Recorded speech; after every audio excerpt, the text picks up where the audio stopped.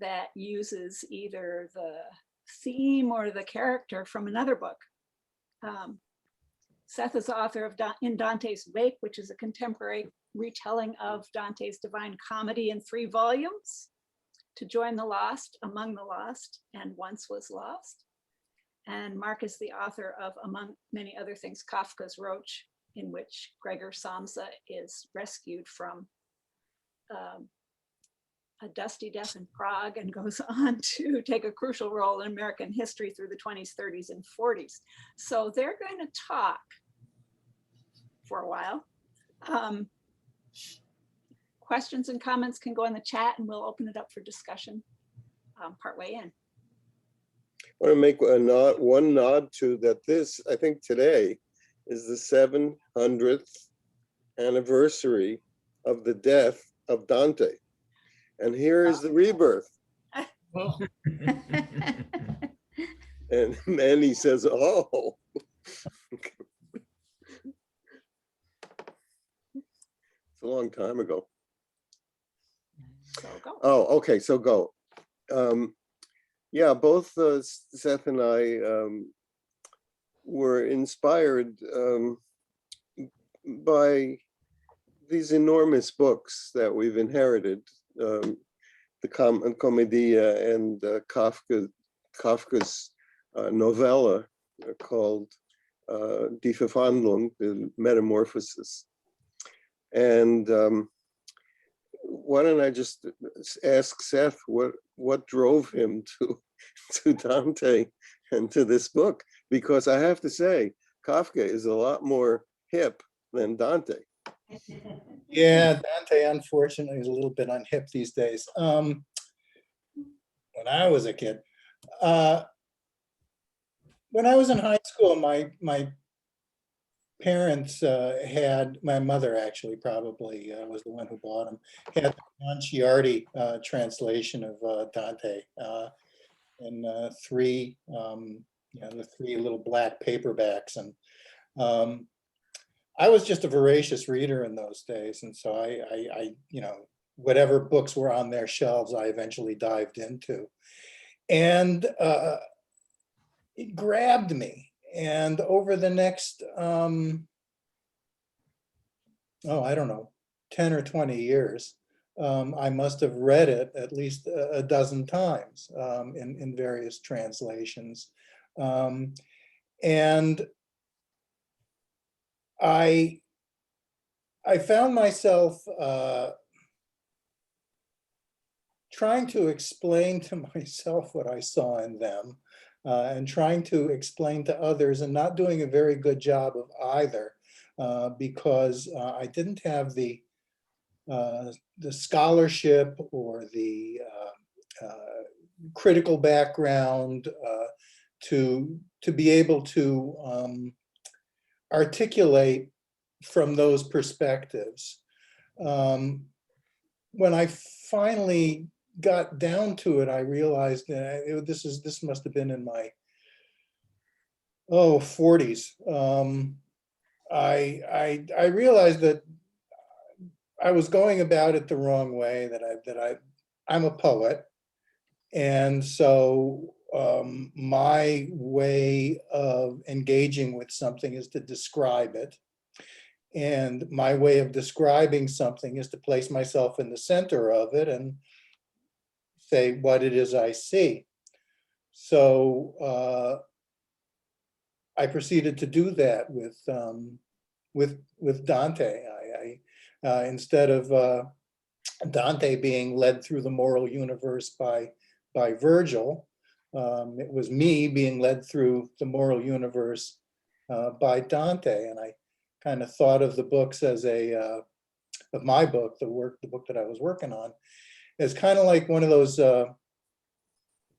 books where the author jumps into a van and retraces the route of Lewis and Clark. I was following Dante through the moral universe that way and saying what it looked like to this contemporary American.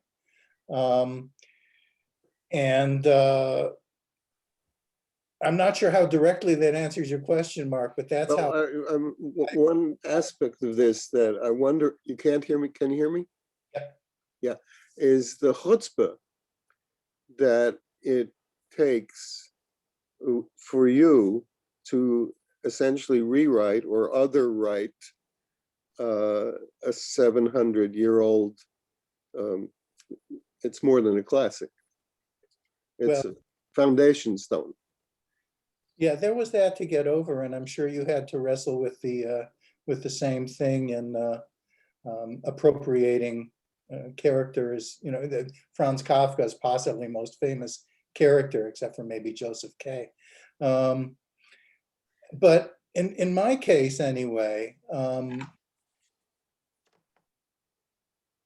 I was able to shove that sense of hubris aside because. I'm not trying to, I was engaging in a dialogue is how I felt. I was engaging in a dialogue with Dante. I mean, through most of my 3 volumes, Dante is the guide, and he takes me to the places that he visited.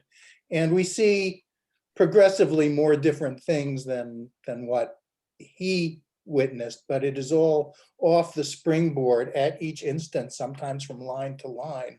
Off the springboard of his work. And so implicit in everything I'm doing is a dialogue with him. It's not an attempt to outdo or replace or really even appropriate his work, which would be, I mean, impossible anyway. You know, nobody nobody can do that. But it was an act of active engagement. I mean, was that how you dealt with the chutzpah of taking on Gregor Samsa and making? I differ entirely from what you're talking about. For one thing, I grew up with cockroaches. I lived in a small New York City apartment. They were part of the gang. You know, so the enormous, potentially alienating relationship wasn't there. I was just writing about my family, you know, and I had no plan to do this actually, and Donna and I were in Prague visiting some puppeteer friends, and we were just regular old Prague tourist doobies, and we had our guidebooks in front of us. And when you go to Prague, there are basically 2 things that the guidebooks focus you on, and one is Golem, and one is Kafka. So, okay, we're going to see where Kafka lived up in the castle, and we're going to go to Kafka's grave and worship at his grave. And we did it. We did it as tourist doobies with our guidebook almost covering our faces, and I thought we should, when we went to the gravestone is about, you can find it online, it's about that high. And it's a stone and it's got regular things, but it's in a, it's planted in small gravel, and there are people who leave notes in the gravel. I never thought of that, but Donna always carries a pen and a notepad, and I said, well, let's leave him a note.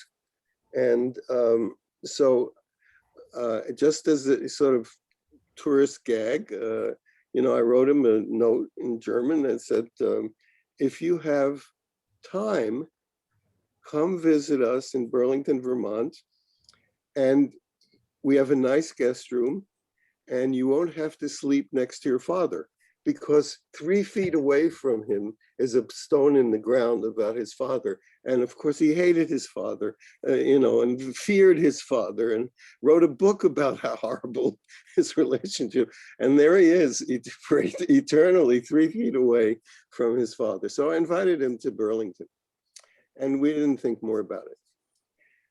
And I certainly didn't have this book in mind, but it just, he came.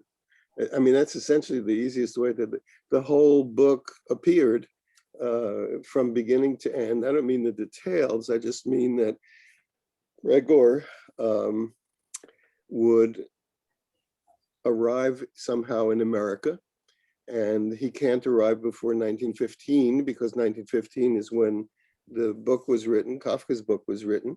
So from 1915, he's in America until I'm not sure when, and we'll find out if we start the book. And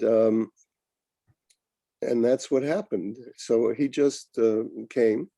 If you read the story, you'll find that his death in the book, in Kafka, is very, very vaguely described. And it just says the sentence, it's the dawn is breaking through his window and he's under the couch and his head just falls down and his last breath comes out of his nostrils. That's all. I mean, and then the cleaning lady comes in and she pokes him with her broom and says, hey, the thing is dead. And she goes and wakes up the parents, and so there's room for a plot.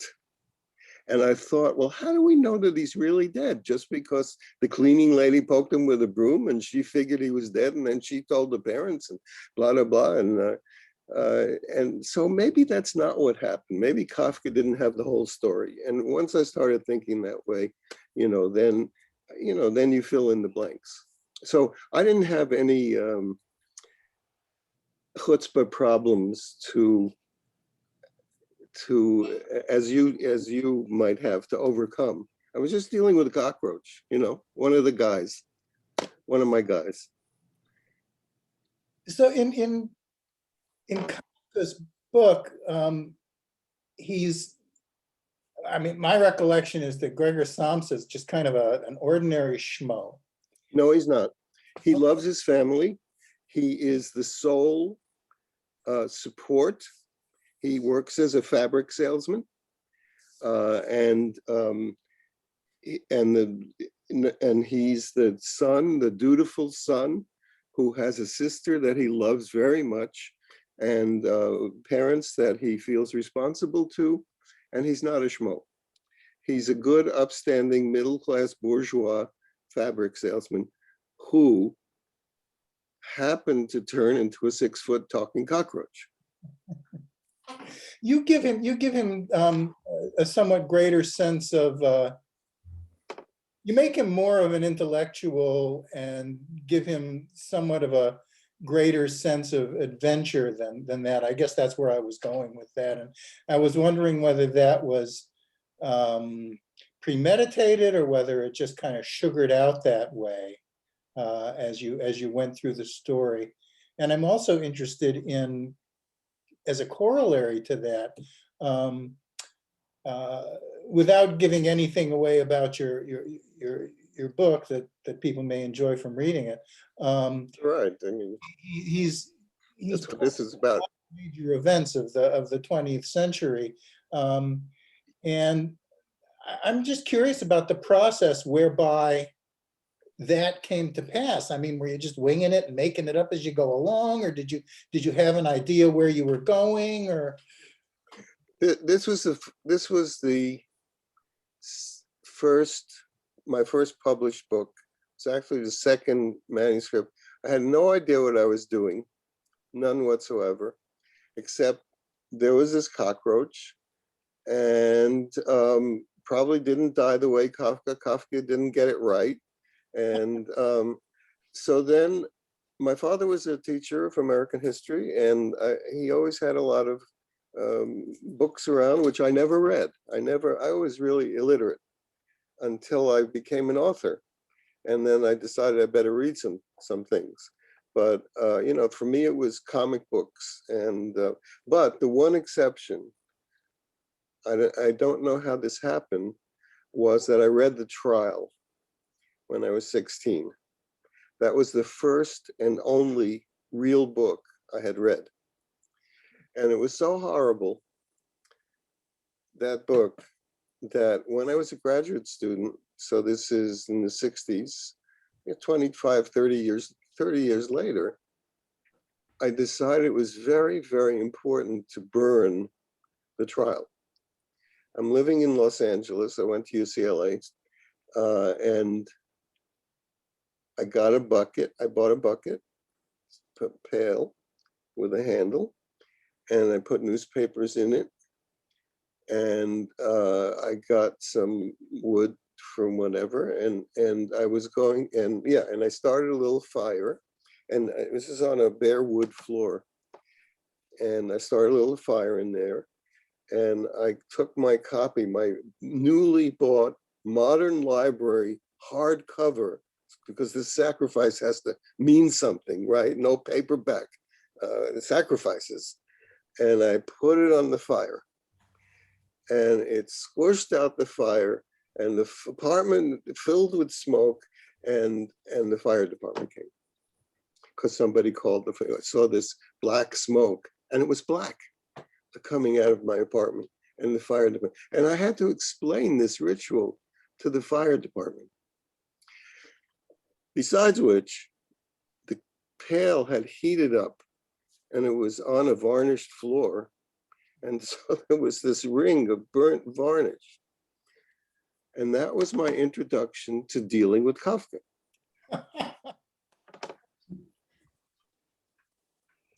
True story. Would I make it up? No, sir. Well, clearly your acquaintance progressed from there. Yeah, well, I mean, I just followed. I didn't know how to write a book. I mean, I just followed American histories. Here in 1915, what happens? He lands on the roof of something. Okay, because he's flown across the ocean from Vienna. So there's a Vienna section, and that's where he meets both Wittgenstein, who was teaching fourth grade outside of Vienna, brings his class to see this thing in a sideshow, so they can discuss what it means to be human, right? And then Robert Musil comes, and that was the key, actually, comes to visit him, who was also in Vienna at the time. And Musil has a discussion with him, and the term that Musil uses in The Man Without Qualities is a Möglichkeitsmensch, a possibilities man. So I called it a possibilitarian. And this discussion with Musil makes Gregor realize that his role in his new form is to be a possibilitarian.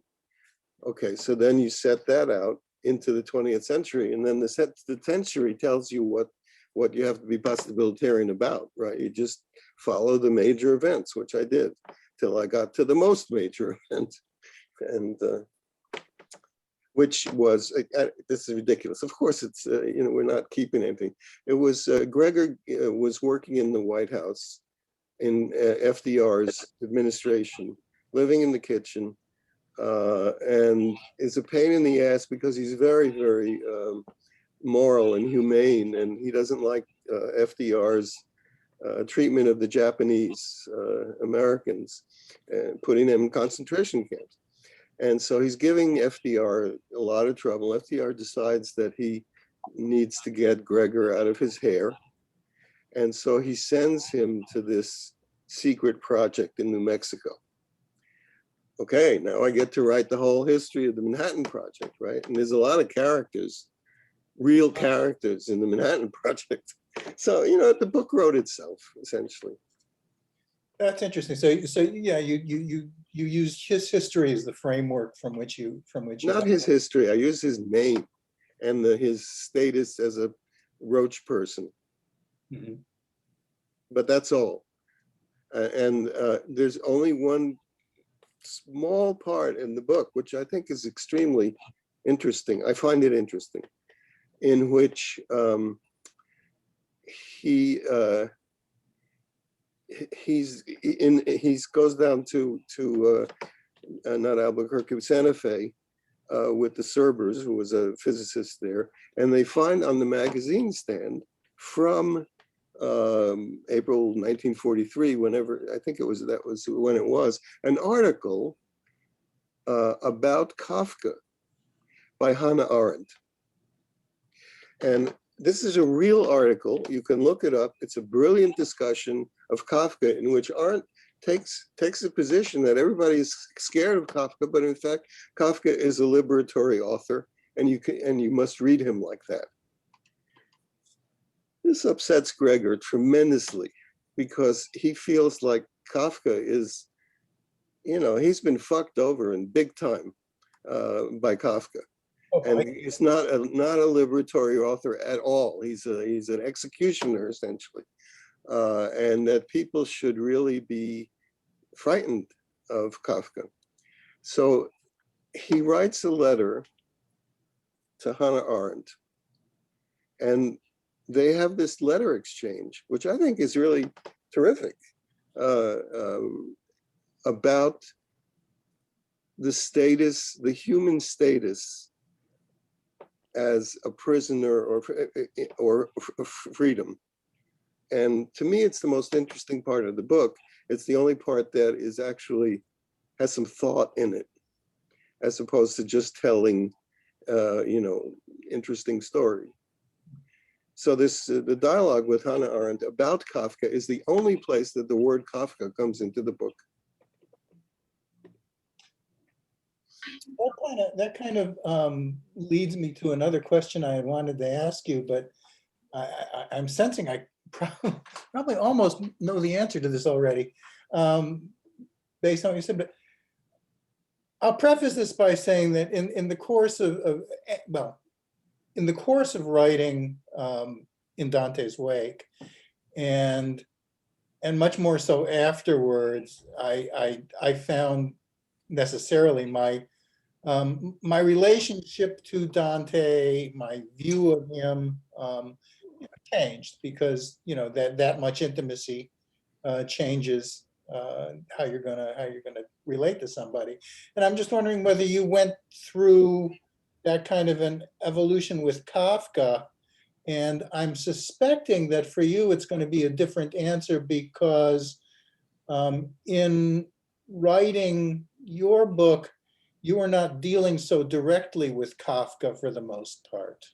You were dealing with you were extending the story. You weren't doing a sort of a call and response as I was. So how did it affect your relationship to Dante, which is ongoing, right? In a funny way, it is. It's like my father died about he died in 1996. My mother died in 2006, and I'm looking at the faces around here, and I'm thinking that we probably have all had some experience, that experience, one way or another. And they're in my mind every day, and it's not too much of a stretch to say that there's some communication between me and them that goes on. And it feels almost the same way with Dante because I was in conversation with him in a very real way, for the 17 or so years that it took me to write my work. That doesn't just end because you put the end on it. And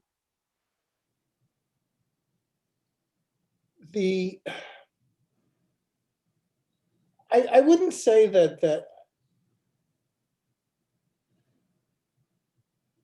I would say that the main thing that I have from that is probably not a real huge change in my perspective. It's just a more concrete appreciation of the incredible genius that he was. And coming face to face with that, I think, is one of the things that saved me from hubris and dealing with him. You can't operate on his level. It's like you know, somebody rewriting, I don't know, Shakespeare. You know, you can get into dialogue with him, but you can't match him. He's always operating on several levels ahead of you, and the point of the conversation is to understand what he's talking about.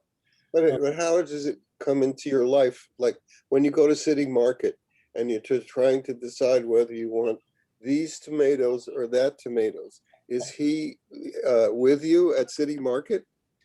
No. My mother, He has opinions about tomatoes. has opinions about just about everything. He was a very opinionated person. He was probably not a pleasant man to have a beer with. But no, it's I would say the ongoing relationship with him now has more to do with my evolving views on politics and social questions and my own writing. Because once you've been engaged with that mind, you can't back off from the levels with which you've been engaged. So, you know, in Dante, he is always looking at everything from an intensely specific psychological perspective about whoever he is describing or dealing with. He is also, of course, applying the medieval Catholic ideology that he was imbued with, but you know, so there's that ideological level to it, but that also brings him to he's always looking at everything from not only 35,000 feet, but 35,000 light years, and he is looking not only at the intensely particular, but he is always placing that in the hugest possible context. And, you know, once you get used to dealing with somebody like that, it's awful hard to stop. And I find myself much more multivalent in my views about pretty nearly everything as a result. And much less decided in my views about many things anyway. So, you know, you ask what's the result of dealing with this guy over decades and decades. I have to say, for me, that's it.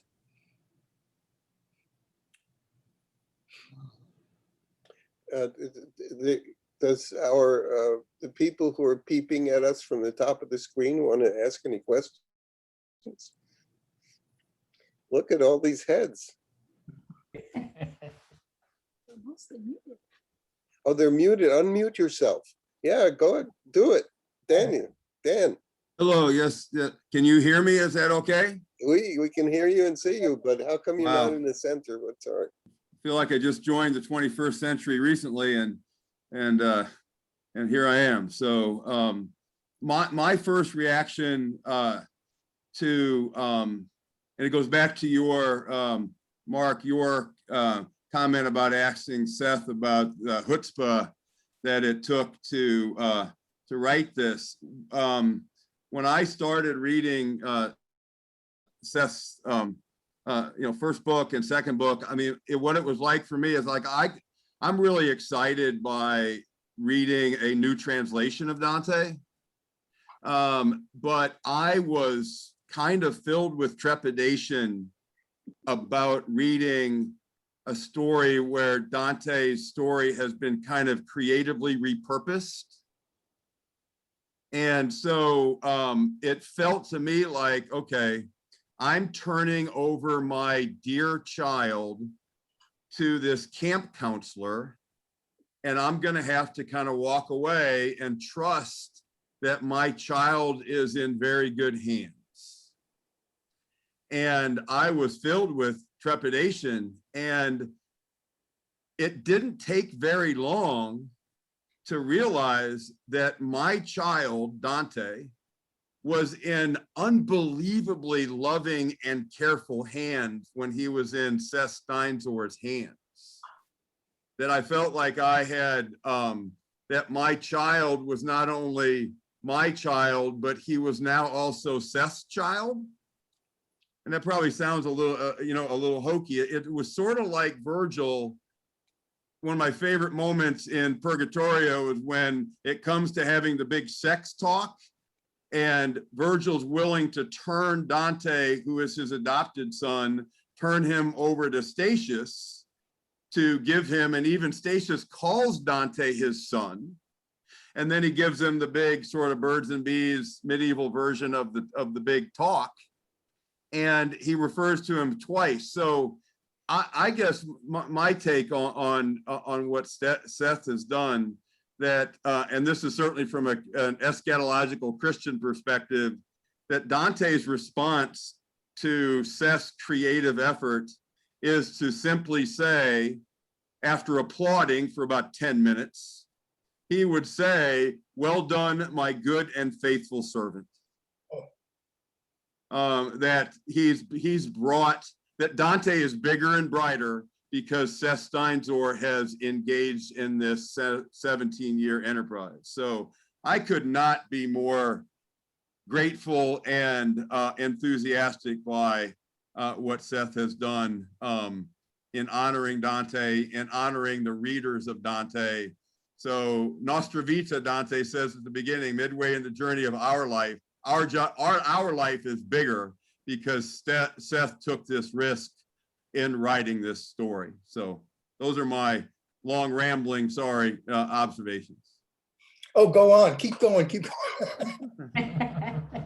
Well, and to be honest, I could keep going on, but I will certainly pull the plug on myself here. But it was an honor and a treat to be in the presence of Seth as he headed towards the big light with Dante. So, well, I don't know whether you can see it, Dan, but I am blushing. And we can see it. Obviously, I felt something similar because I was the editor who accepted the submission. No, I didn't even accept the submission. I went after Seth, having seen volume 1 published elsewhere, and said, "Well, you're going to do the whole thing?" And he said, "I'd like to." And I said, "Okay, well, we'll publish it. Fomite will publish it." So, we played that role, Dan, that you played, except in a more active way. That is, we had this same impression that this was important to bring out. And the other thing that struck me about it, I don't know if you know this, that Seth is a lawyer. And I made up this whole story about him. I have no idea if it's true or not, but that this is one of the products of a trial lawyer. Is that true? We were a trial lawyer? Yeah. Okay. So, his argument in this 3-volume book is quite persuasive to this jury. And that's another way to look at it. I mean, it's pretty odd, actually, that somebody who doesn't write for a living or writes, legal briefs or whatever, can come up with this stuff. When I was in law school, I knew some. There was a guy in the class. I think he was 2 years behind me. I went to school in the University of Maine, and this guy had come there from New York, and he was a poet. And at that point in my life, I was mostly just stoned. I wasn't writing much of anything, but I was interested in poetry, and so I asked him, how does a poet do law? And they just seem so widely separated. And I don't remember exactly what he said, but he basically pointed out to me that poetry and law are very similar in that the placement of a comma can change the world, and you have that kind of attentiveness to language, and you regard language as it's not just words, it's instrumental. These are tools. They're tools that have hard and tangible effects in the world. And as I grew into being a poet, I more and more understood just how right that guy was. So I just don't see it as I see it as an extension of my legal training and practice, and I don't think I would be the poet I am without having that. Did it change your law practice? Courtroom practice? It was Dante talking to the jurors? Practice. I had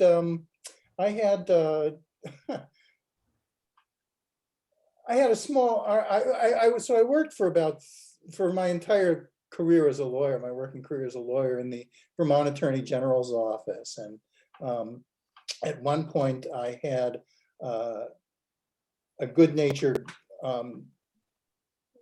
argument with the brilliant woman who was then the Solicitor General from Bridget Acey, who was, she was sending around guidelines to lawyers as to how to write appellate briefs and so on. And she had a particular style, and so she was giving us style guidance. And one of the things she said was, don't use footnotes, because you've got to keep your argument in the text, and footnotes are just distracting. And if you can't say it in the main text, then you shouldn't say it at all. And I differed with her, because I thought that footnotes were the place where you could add to your technical argument basically not only some nuance, but some snark. And since the footnote is this little thing in the corner, you can give yourself some latitude.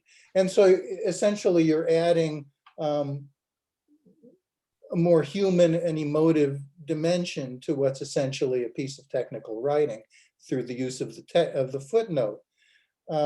So that's a poet's approach to legal writing. Otherwise you're writing technical manuals, which was Bridget's approach, and is a respectable and probably the majority view as to how it should be done. So anyway, it entered in that kind of way. I would say the legal attentiveness to precision and clarity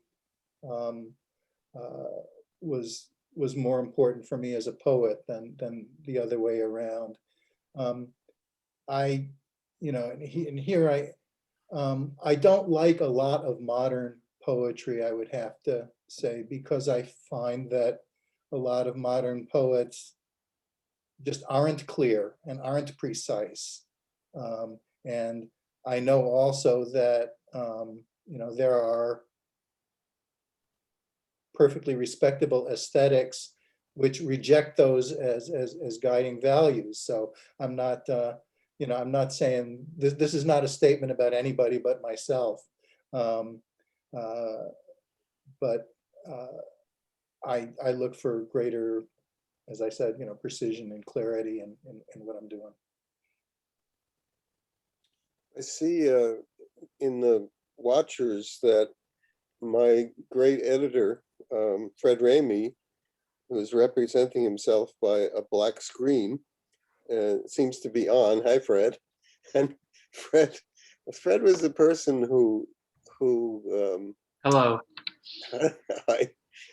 who just sort of worked this book through with me worked Kafka's Roach through with me from the beginning. And so there's a lot of editing that went on that Fred did. And then Fred stuck with me for, I think, 6 more books. And I'm not sure, I don't remember, Fred, I did a book that was very, very importantly footnoted, which is a book about Tchaikovsky's corpse. And I don't, were you the editor of that? I was not. You were not. Okay. Anyway, I was convinced about footnotes by David Foster Wallace, and I had. Well, see, there's your mistake, right there. Sorry, I'm going back on mute. I had a copy for a long time of Infinite Jest, and I hadn't looked at it, and I decided to, okay, I should look at it. You know, I spent $4.95 on it. It's fat. So in the old days, and so I read it on the treadmill. And if any of you know Infinite Jest, it has an enormous number of extremely elaborate footnotes. But when you're reading on a treadmill and the book is propped up, you don't want to be going back and forth. So I thought, well, okay, I'll read the story, and then I'll read the footnotes when I get to them, you know, on page 700 out of 1200, whatever. And once I saw that, I realized what a crucial mistake that is. And that the footnotes have to be, present immediately. And Fred, you know, worked on a book with me where I insisted, and it probably was, you know, an over insistence, but anyway, he went along with it, called The Annotated Nose. And my insistence, it's about a guy with a big nose and what happens to him. My insistence was to have the footnotes, which were as many words as the text, be always present on the opposing page. And that required an enormous amount of fiddling, because, you know, what happens if you have a 4-page long footnote and it has to be on the same page, and in fact, starting right across from where the origin is. And Fred worked with me on that, and it's amazing that we were able to bring that about. But in fact, it does happen. It did work, and it's a quite interesting project, I think, concerning footnotes. Anyway, footnotes. Anybody else have some questions? Like, I was going to say, with regard to footnotes, Marc, that another model for that would be the Talmud. You know, where you have a little bit of text in the middle of the page, and then it is surrounded by footnoted commentary. yeah. That would be an interesting way to write a book. And that brings up another subject with regard to Kafka's Roach. One of the early reviews called me a Jewish author, and I had never thought of myself as a Jewish author. I mean, my parents were commies, and I was the only kid on the block that wasn't bar mitzvahed, and they thought it was superstitious nonsense, and so, you know, it was ridiculous that I would be a Jewish author. And then that really started to disturb me. Not in a, you know, I'm ashamed to be a Jewish author, but what does it mean? What does it actually mean? What have I gotten from being, quote, Jewish, growing up in a Jewish neighborhood, you know, hearing Yiddish around me, seeing yentas sit there on the block, the stores are all Jewish and kosher and all that. What is it that I've been tainted with or tinctured with. And so I did, and Fred helped me again explore this. I wrote a big novel called The Education of Arnold Hitler. There he is. He's not going to get away with anonymity. The Education of Arnold Hitler. And the question was, you know, what is it? What happens to you if you have a name like that? And Arnold is, you know, he's handsome, goyish, completely, you know, grade A student, and everything he does is top rate. He goes to Harvard. He goes, you know, and he's completely unlike Adolf Hitler, but he has this name, and so I thought the thing that would really be interesting for him is if people tried to get him, especially sort of one character of mine, sort of the most evil character, don't you think, Fred, that I've ever created, is a guy who was a psychiatry student at Harvard, who decided that it would be really, really great if Arnold Hitler would become Jewish. So there would be a Jewish Hitler, right? And so he begins this thing, and from that point on, Arnold's fate and adventures really walk into this whole idea of what is Jewish, and I was enabled to think more about that more deeply, and you know, Fred was able to put up with it, so it was helpful in understanding what that was. And I think of, by the way, of Kafka as, and I'm not the only person to say this, as a Jewish, one of the great Jewish comedians. You know, he's very funny, and his characters are extremely peculiar and funny. You know, and to think of Kafka as, oh, you like Kafka? No, not at all. You know, he's a Jewish comic, and obviously big overtones. But you know, if you're a naked guy crawling around in the dirt trying to find a safe place in a tunnel, that's funny. You know, if you're a cockroach, that's pretty funny. It's not funny. So anyway, that's just getting off on the Jewish thing. Where are we time-wise? Yeah. 10 minutes. 10 minutes. Oh, Who's Marc, got a 10-minute question?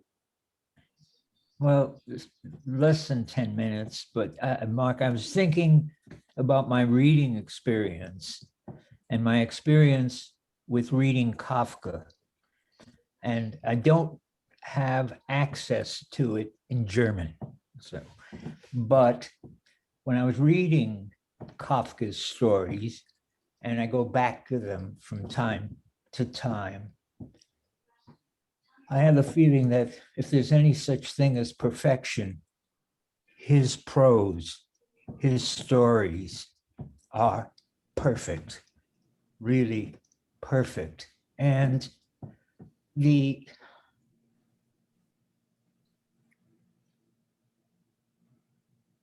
Kafka is not just working with a metaphor. I mean, Gregor Samsa is an insect, and that is the manifestation of his inner life, made flesh, and goes far beyond allegory. And I don't know if I'm making any sense.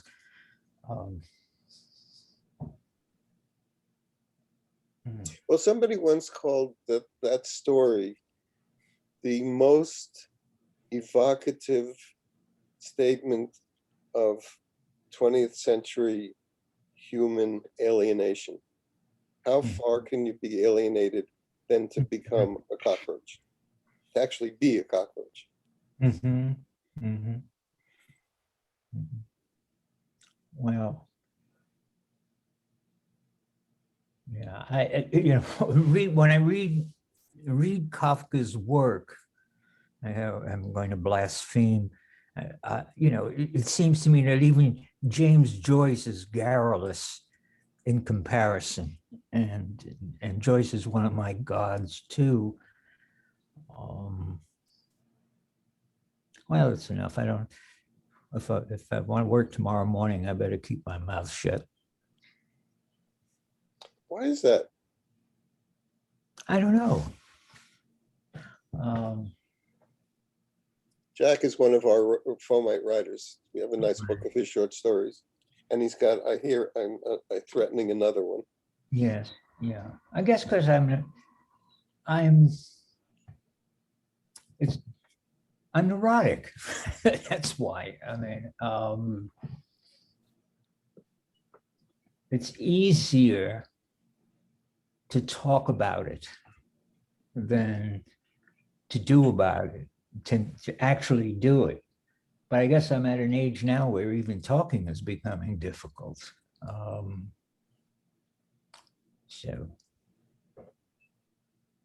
But I think I'm still compelled in my life, the stories that I'm trying to get right after writing them again and again and again, moved by things to me that feel like mythic fact, which takes me back to experiences that I'm glad I have survived. I mean, I'm kind of grateful for that.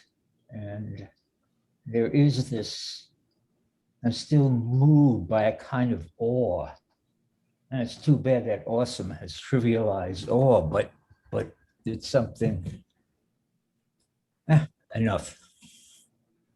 Talking about awe with respect to Kafka. Awe with respect to Kafka? Yes. And experiences that I couldn't believe they were happening while they were happening. I mean, it could compete with my dream life and my nightmares. And actually, I think my courtship with my wife, Margarita, one of the things that we shared was an exchange of those kinds of stories. So, yeah. Jack, do you find that talking about the substance that you're trying to write about before it is written paralyzes the act of writing? Yeah. That's, I'm thinking that's probably a universal thing, but It's not for me, it's the opposite. yeah. It's the opposite. I don't know what I think until I say it. And so there's this thing, that's called, I don't know if it has an English term, but in German it's called Sprachdenken, right? You think by speaking. And that's clearly with me. I wouldn't probably write anything if they cut my tongue out. Speaking as an editor and a publisher, I would say it's not universal. What? That there are many authors. I've published many authors, and there are many authors who absolutely will not tell me what they're working on. They simply don't want to get specific about it. But there are others who call me up in the middle of the night and say, "This just happened in my manuscript. What do you think it means? Why did that happen? What did he mean when he said that?" So I think it's not universal. Nobody calls me up in the middle of the night to ask questions. I can start if you'd really like me to. That conversation to have as to between those two approaches and trying to explore the nature of that difference. Well, there may be something different. Excuse me, I'm sorry, but there may be something different about calling your editor and talking about it. Yes. From talking to people in your life or other writers. Right. There is an intimacy in the editorial relationship. So maybe that's, maybe I don't know what I'm talking about. Well, Well, you're reporting something that's true, right? Yeah. Yeah. It's, Yeah, it's the difference though between engaging another person in your creative process as a collaborator, and for example, when I was writing in Dante's wake, once a month I'd come to the poetry open reading that where I think I met you, Marc, and I would bring the most recently completed canto, and I would just try it out, because with poetry, for me, you never know if it's done, if it's working, until you know whether it works out loud in front of an audience. It has to bear that relationship to song. But never, I would never show it or even talk to anybody about it until it had reached that point of putative completion. And that's real different from calling Fred up in the middle of the night and saying, Dante just said this weirdest thing to me. I don't know what the hell we're talking about. Seth, do you reach the point where you're certain that the work is done, that the canto is done, or is it ever and ever a work that could be revised in your mind? Do you ever want to go back? Do you? Yes and no. I mean, to me, it's always capable of revision, but there's a point of diminishing returns. Sure there is. Yes, when you start making changes that make no difference. Or that makes such a minute difference that it's, Yeah. To you see it, it's obvious, if I use this word instead of this word, it just transforms everything. But I know that to any other reader, it's not gonna, register.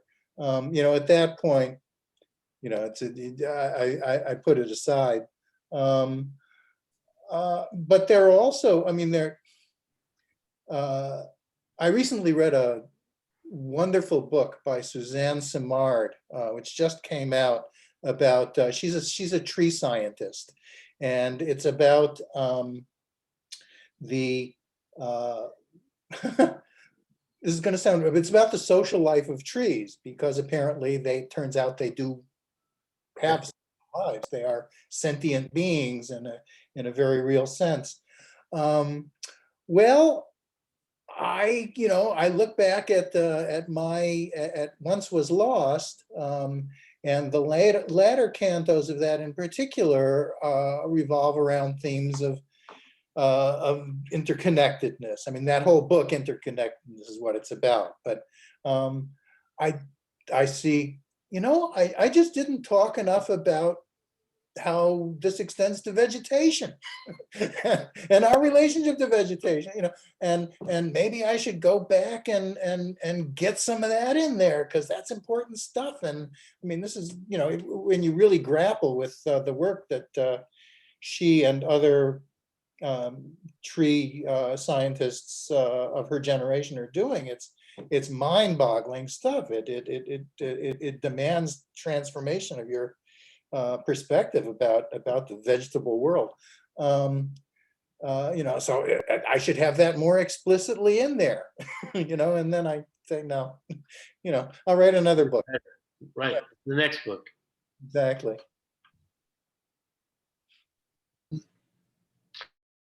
I have had to take manuscripts out of people's hands before. Yeah. I think you have a very difficult job. It's very rewarding.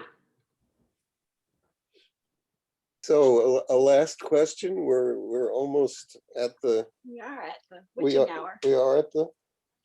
Well, who's closing us down?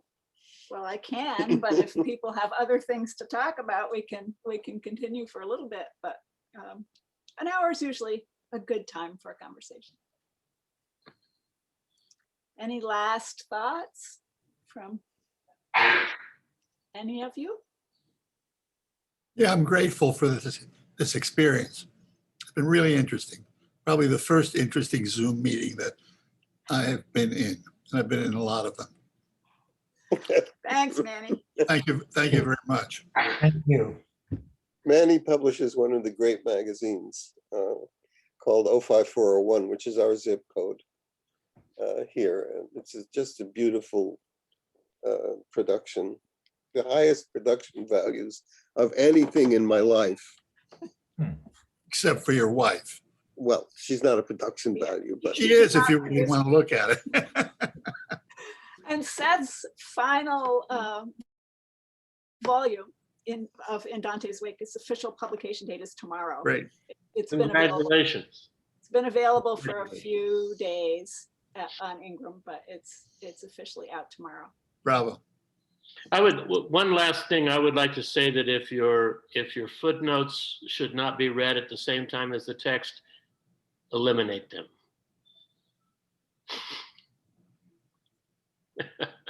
We can have a longer conversation about this. Oh, well, we can do another talk about footnotes sometime. Wow. this is a great topic. It's a great topic because it's surgically, it's like you have something, what are they called, retractors. And you're taking something that is normally like this, and now you're retracting and sort of seeing what that relationship really is. I think it's amazing. And I think David Foster Wallace was a really crucial force, at least in the modern footnote. I know there was a lot of stuff in Eliot and Pound, and but that's a topic. That is definitely a topic. And I Ellen should have cut them out, but okay. have on your tombstone as an epitaph, he was a force in the modern footnote. Right. When you see him hanging there in his garage. Oh, Oh. no. Ouch. That's a bad note to end on, but Oh. I think we're going to end on it. Oh. Thank you all. Thank you. Thank you all. This has been fabulous. Thank you. Thank you. All right. See you good night. next third Thursday, which is actually a Wednesday. It's one of our great a third Thursday, which is Wednesday events, or which is it? It hasn't been scheduled yet. Don't let him fool you. But- Thank you all. Good Okay. night. Good night. Good night.